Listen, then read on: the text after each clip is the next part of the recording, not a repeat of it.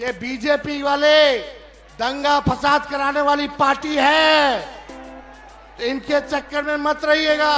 ये हिंदू मुसलमान करेंगे ताकि आप बेरोजगारी का मुद्दा छोड़ दे, आप महंगाई का मुद्दा छोड़ दे, आप पलायन का मुद्दा छोड़ दे, आप शिक्षा चिकित्सा का मुद्दा छोड़ दे। इसलिए असल मुद्दे की लड़ाई करनी है, मुर्दों की बात नहीं करनी। मुद्दे पर चुनाव हम लोगों को लड़ना है। तो आप सब लोग इतने बड़े पैमाने पे यहाँ आए हैं, आप सब लोगों का हम अभिनंदन करते हैं, स्वागत करते हैं। हाँ, रीगा की जनता को हम आदाब, प्रणाम और सलाम करने आए हैं। आप सब लोगों का हम धन्यवाद करते हैं, आप सब लोगों का अभिनंदन करते हैं। इतनी बड़ी संख्या में आप सब लोग यहाँ आए हैं हम लोगों का हौसला बुलंद करने, ताकि इन बेईमानों का सत्ता से लोगों को बेदखल कर सके। आप सब लोग जान रहे हैं, जैसे पूर्व में वक्ताओं ने कहा कि लोकतंत्र की जो जननी जो बिहार है, वहीं से भाजपा और उसकी सहयोगी इलेक्शन कमीशन लोकतंत्र को खत्म करना चाह रहे हैं। आपके अधिकार को ही नहीं, बल्कि आपके अस्तित्व को वो समाप्त करना चाहते हैं। लालू जी, लोहिया जी हर बार कहते हैं, हमेशा से कहते रहे, वोट का राज मतलब छोट का राज। और ये ताकत आपको बाबा साहब ने संविधान में दिया है। आपके वोट की जो शक्ति है, जो ताकत है, वो आप लोग अंदाजा नहीं लगा सकते कितनी बड़ी ताकत आप लोगों को बाबा साहब ने देने का काम किया है। इसी ताकत से जनता जो है वो मालिक है और हम सब लोग जो है उसके सेवक हैं। लेकिन नरेंद्र मोदी जी क्या करना चाहते हैं? वो चाहते हैं कि लोकतंत्र को खत्म करके राजतंत्र को जो है स्थापित किया जाए। यानी राजा होगा और प्रजा होगी, जो राजा कहेगा वही प्रजा करेगी। लेकिन लोकतंत्र में जो प्रजा चाहता है वही, चाहे प्रधानमंत्री हो या मुख्यमंत्री हो, उसको वही काम जनता के लिए करना पड़ता है। तो आप सब लोग होशमंद लोग हैं, आप सब लोगों को कहना चाहते हैं कि अपनी वोट की हिफाजत कीजिए। आप वादा कीजिए। कई लोगों का, कई रिश्तेदारों का नाम कटा होगा, कटा है तो हाथ उठाइए। कितने लोगों का परिवार में? कई लोगों का। इतने लोग हाथ उठा रहे हैं, तो ये लोग बेईमान है कि नहीं है? बेईमानों को सत्ता से उखाड़ फेंकना कि नहीं फेंकना? तो वादा करो कि अपनी वोट की हिफाजत आप सब लोग करिएगा। वादा है कि नहीं? और आप लोग लोकतंत्र को बचाइए, संविधान को बचाइए। और हम लोग अगर एक होकर के काम करेंगे तो अगला चुनाव बिहार में होने जा रहा है। 20 साल पुराना ये एनडीए का सरकार खटारा हो चुका है।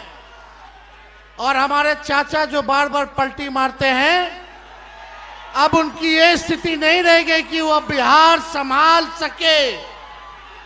आप बताओ, अफसरशाही लागू है कि नहीं लागू है? कितने लोग बेरोजगार हैं, जरा बताइए। नौकरी चाहिए कि नहीं चाहिए? आज हम लोग रीगा में, मोदी जी ये बगल में चंपारण में आए थे, उन्होंने कहा था कि चीनी मिल चालू करा करके वहीं का चीनी का चाय पिएंगे। बताओ, मोदी जी ने जो वादा किया वो किए? लेकिन 17 महीने जो महागठबंधन की सरकार रही, तेजस्वी रीगा आया था 20वें प्रचार में और बोल करके गया था कि अगर हम सरकार में आएंगे तो रीगा का चीनी मिल को चालू कराने का काम करेंगे। और 17 महीने जब हम उप मुख्यमंत्री थे, गन्ना विभाग आरजेडी के कोटे में था, हम लोगों ने मिलकर के जो है चीनी मिल को जो है शुरुआत की। लेकिन अभी भी जो वहां काम करने वाले लोग हैं, जो पुराने लोग हैं, उनके साथ नाइंसाफी हो रही है। उनके तनख्वाह को कम कर दिया गया है। बाहर के लोगों को ज्यादा मिल रहा है। हम वादा करके जाते हैं कि अगर हम लोगों की सरकार बनेगी तो जितने मजदूर वर्कर हैं उनकी समस्याओं को भी हम लोग दूर करने का काम करेंगे। पढ़ाई, दवाई, कमाई, सिंचाई, सुनवाई और कार्रवाई वाली सरकार होनी चाहिए। लेकिन ईमानदारी से कहना, थाना चले जाइए, ब्लॉक चले जाइए, घूसखोरी बढ़ी है कि नहीं बढ़ी है? अपराध बढ़ा है कि नहीं बढ़ा है? अपराध और भ्रष्टाचार से मुक्ति चाहिए कि नहीं चाहिए? तो मुक्ति चाहिए तो सत्ता को बदलिए और एक नई सरकार बनाइए जो नए सोच के साथ बिहार के आगे ले जाने का काम करे, जहां गरीबी कम करे, पलायन को रोके और बेरोजगारी को खत्म करना है।